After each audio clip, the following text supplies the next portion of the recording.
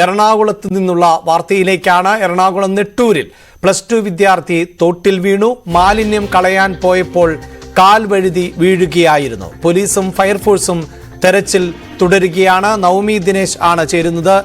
നവമി, ഈ തോടിന്റെ ഒരു പശ്ചാത്തലം, അതായത് ആഴമുള്ള തോടാണോ, പ്രത്യേകിച്ച് ഇത് മഴക്കാലം ആണല്ലോ, അങ്ങനെ അപകട സാധ്യതയുള്ളതാണോ? നമുക്ക് അത് സംബന്ധിച്ച വിവരങ്ങൾ പങ്കുവയ്ക്കാൻ സാധിക്കുമോ?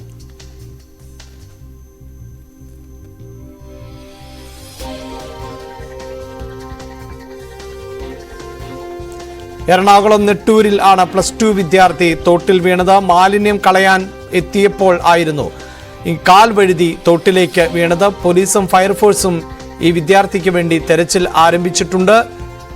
നവമി ദിനേശാണ് ചേരുന്നത്. നവമി, ഇത് ആഴമുള്ള ഒരു തോടാണോ? എന്താണ് ആ തോടിന്റെ സ്വഭാവം എന്നത് വ്യക്തമാണോ? കാരണം ഇപ്പോൾ മഴക്കാലം ആണ്.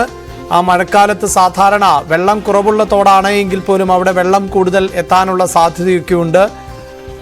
മാത്രമല്ല, എപ്പോഴാണ് ഈ അപകടമുണ്ടായത് എന്ന് സംബന്ധിച്ചൊക്കെ ഇനിയും വ്യക്തത കൈവരേണ്ടതുണ്ട്. നവമി, ഇത് സംബന്ധിച്ച കൂടുതൽ വിശദാംശങ്ങൾ ലഭ്യമാകുന്നുണ്ടോ?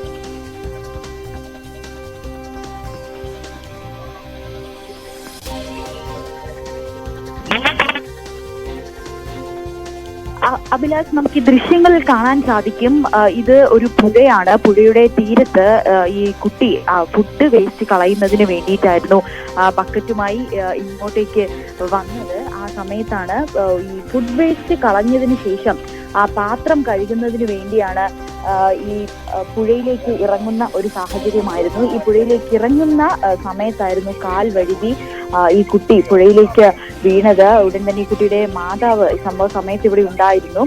ഉടൻ തന്നെ മാതാവ് കുട്ടിക്ക് പിന്നാലെ ഇറങ്ങിയെങ്കിലും കുട്ടി പുഴയിലേക്ക് പോവുകയായിരുന്നു. ഇതിനെ തുടർന്ന് നാട്ടുകാരെ വിളിക്കുകയും നാട്ടുകാരെല്ലാം ഓടി എത്തി പരിശോധിച്ചുവെങ്കിലും കുട്ടീനെ കണ്ടെത്താൻ കഴിഞ്ഞില്ല. പിന്നീട് ഫയർഫോഴ്സിനെയും സ്കൂബ ടീമിനെയും വിളിച്ചു വരുത്തി.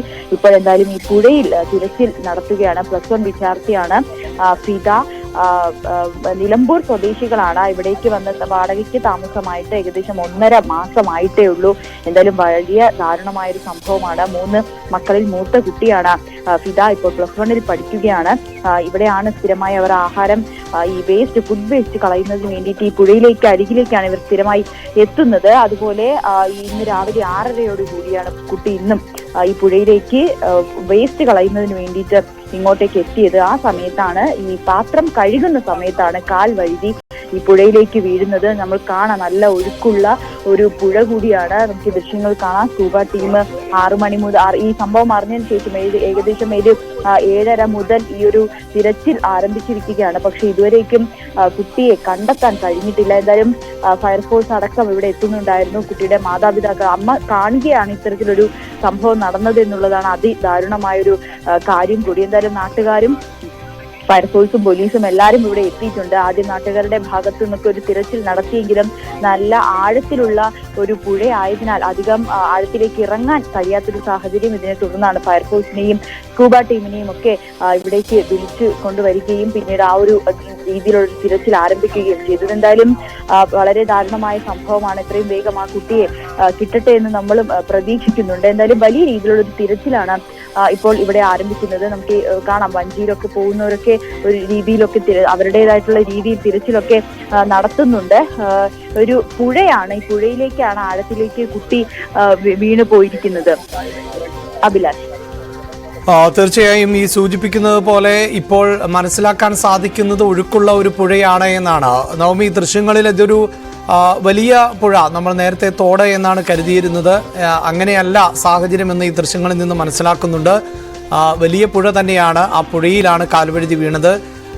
അവിടെ നല്ല ആഴമുള്ള പ്രദേശവും ആണ് എന്ന് വേണമല്ലേ മനസ്സിലാക്കാൻ?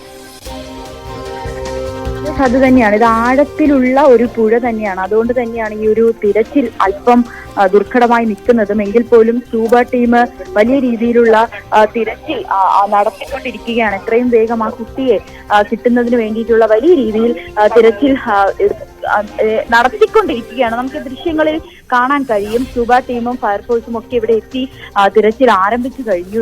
തിരഞ്ഞുകൊണ്ടിരിക്കുകയാണ്. പക്ഷെ ഒഴുക്കുള്ളതിനാൽ എങ്ങോട്ടേക്കായിരിക്കും പോവുക എന്നുള്ളതിലാണ് ഒരു ആശങ്കയായിട്ട് നിൽക്കുകയും ചെയ്തിരിക്കുന്നത്. നമുക്ക്